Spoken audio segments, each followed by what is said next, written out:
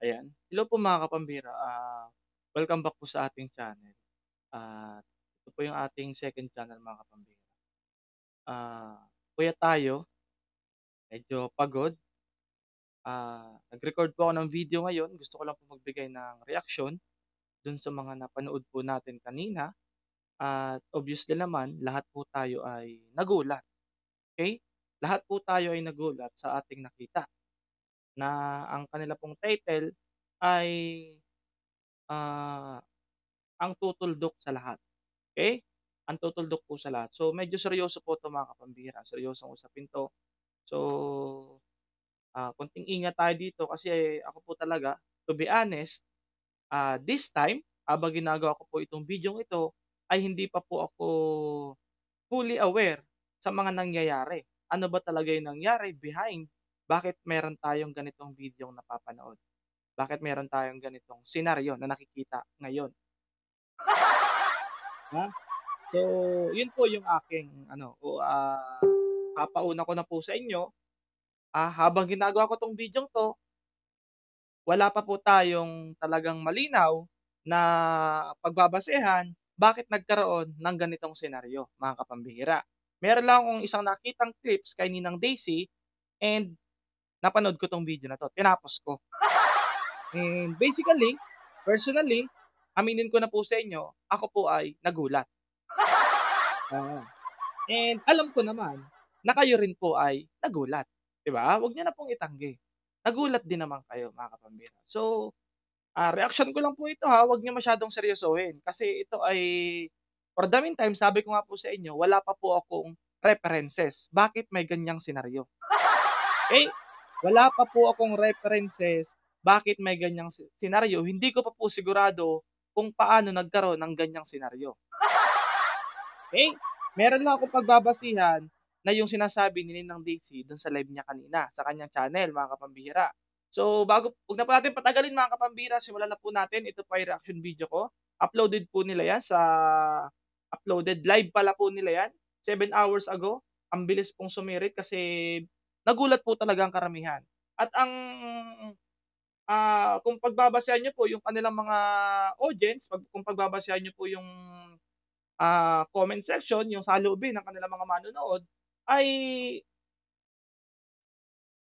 hati, hati po mga kapambihira, hati. Oo. Sabi dito, it's good to forgive but it's not good to trust him again. So duda sila sa nakikita nila, sa napapanood nila. Nawala na ang tiwala namin sa'yo, gumaling na ang sugat, andiyan pa rin ang peklat. Tandaan mo yan. So nasaktan sila, mga viewers. Sino ba naman di nasaktan? Kung sa side ninyo nasaktan kayo, kami rin naman sa side namin nasaktan din kami. Basta katekram, huwag siya pauwiin diyan sa Manalastas family. Tuldukan pero walang balikan. Patawarin, oo, pabalikin, hindi. So, sana totoong tao ang katabi. Remember, 5 years siya nagpanggap.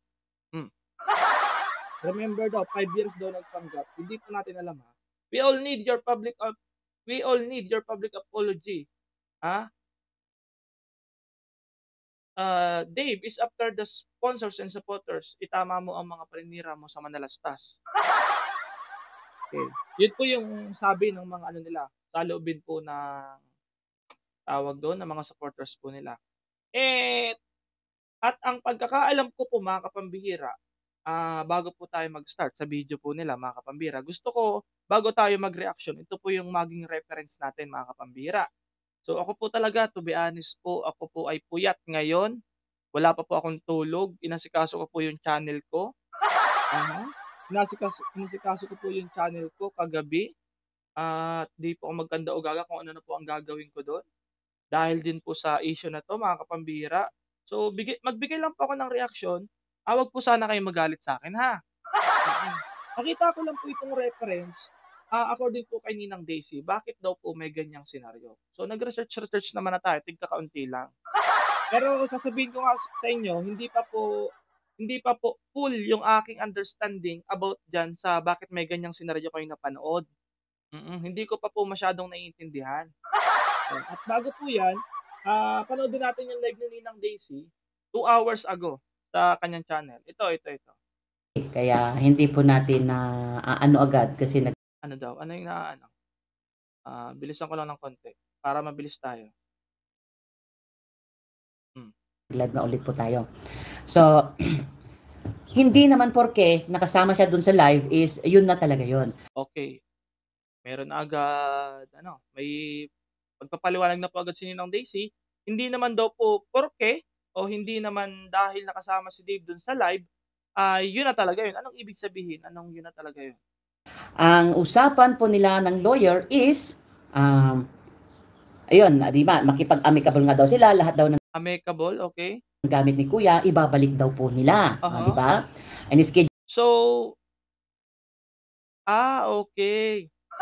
Nagkaroon na po ng pag-uusap kaharap ng PAW lawyer. So, sa PAW office po sila nag-usap. And after that, ito na, nangyari na yung video 'to. Tapos po nila sa October 25. mhm, Ngayon, tinanong ng abogado si Kuya kung anong masasabi niya. okey. Sabi niya, I want peace of mind. Kaya Okey, kasi totoo naman, 'di man po natin masisisi yung bata na talagang very ano na po 'yan, very stressful na pong masyado. Buong mundo siya yung pinag-uusapan. Mahirap po talaga 'yan. Kahit po kayo yung nasa sitwasyon, yun yung isasagot ninyo, peace of mind. sabi ng gano'n, para matapos na daw, mag-last live na lang sila. Last live na nandun Uh-huh. si Kuya, na nandun si Kuya. Hindi naman yung last live na talaga na wala Anong ibig sabihin po nung last live? Paki-clarify nga po Ninang Daisy. Kasi sa totoo lang po mga kapambihira, yung mga kapambihira ko, alam ko, naguguluhan din kayo, nagtatanong din kayo sa'kin, nagpi-PM din kayo. Ayaw ko po sanang mag-ano ngayon, mag-record ng video pero nag-aantay kayo ng live ko. So, nag-record na lang po ako para maiksi lang po yung time na iko-consume natin at panoodin niyo na lang po. At mag-leave na lang po kayo ng comment kung ano po yung masasabi niyo. Kasi ang dami-dami niyo na po nag-PM sa akin mga kapambihira. Kasi yung mga kapambihira ko, nagulat din po sa napanood nila. Okay? Tingnan natin kung ano po yung totoong nangyari. na silang live. Hindi naman. Yung last live na nandun si Kuya, para linawin nila at sabihin nila sa mga tao na ayos na sila.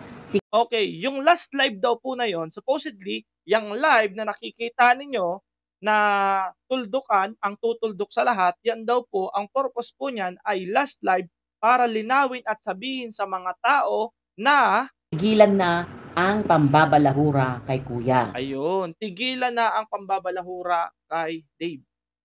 Yun pala po yung purpose nung last live. Kaya ang tutuldok sa lahat. Okay. Yun naman pala yung reason. Okay? Kasi kung hindi mangyayari yon at patuloy pa rin ang pambabalahura sa ating Kuya Viel, tatanggap po sila ng sulat mula sa lawyer. Ayun po yun. Okay, yun pala yung binigay na arrangement nung PAW lawyer. Ah, okay, tanggapin natin yon. Yun yung binigay nung arrangement ng PAW lawyer.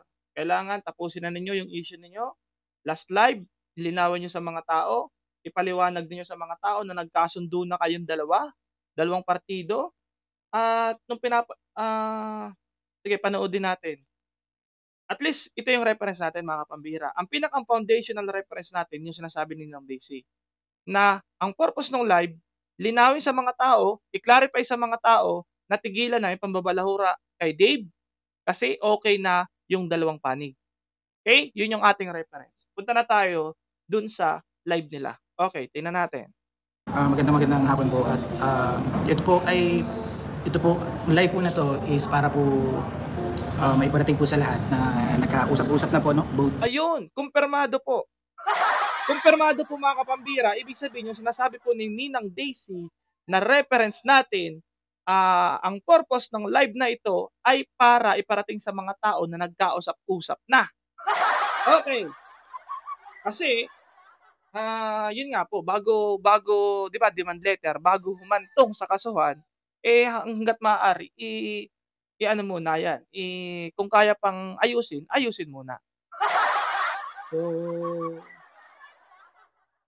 okay naman po yun mga kapambihira, 'di ba? Sabi ko nga po hindi na kailangang humantong sa kasuhan. Yun naman po yung sinasabi ko pa dati.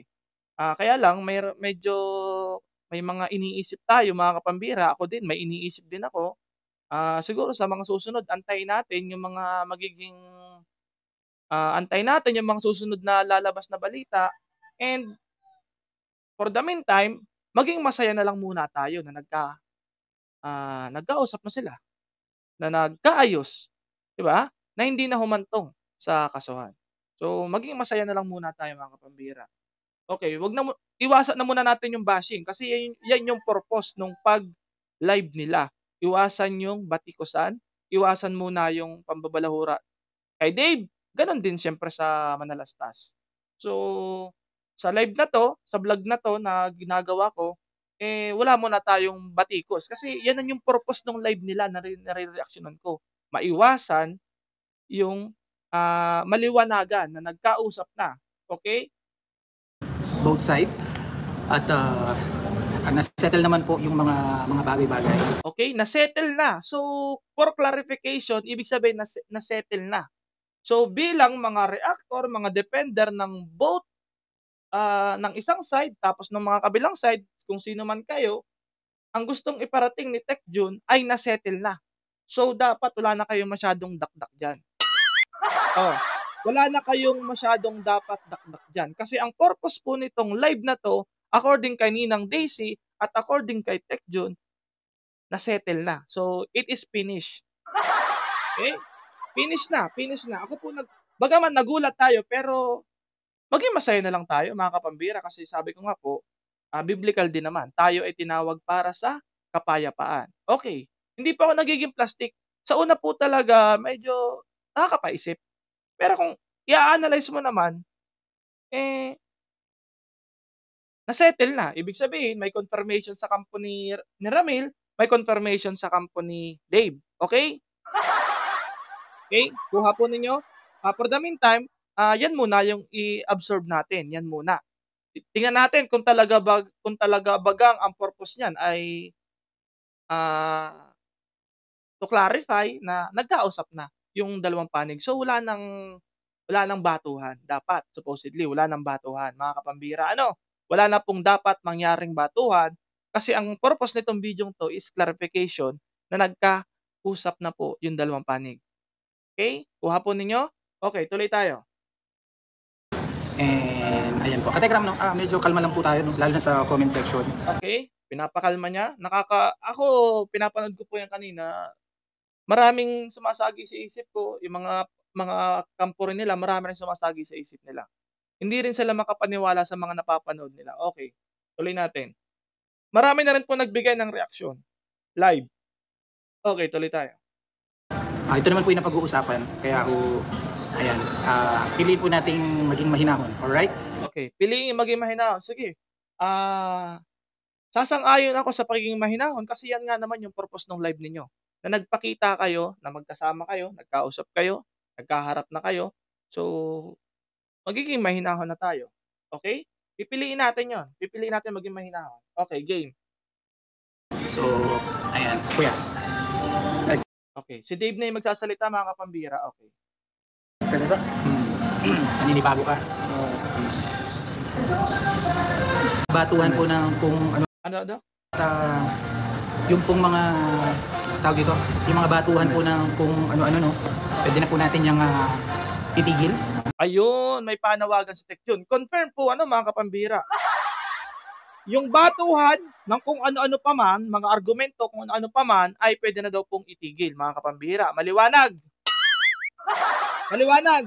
So, dito sa reaction kong to, wala na. Hindi na ako pwedeng umatake sa kanila. Kasi ang sabi po ni Tech Jun, naandyan si Dave katabi, pwede nang itigil yung batuhan. Kasi nagkausap na. Nagkausap na. Tingnan natin. Di ko pa masyadong nahihimay-himay ito, pero tingnan natin, himay-himayin po natin kung ano yung resulta ng video. Tingnan po natin. Okay. Sikapin po natin na talagang neutral muna tayo ngayon. Neutral muna. Wala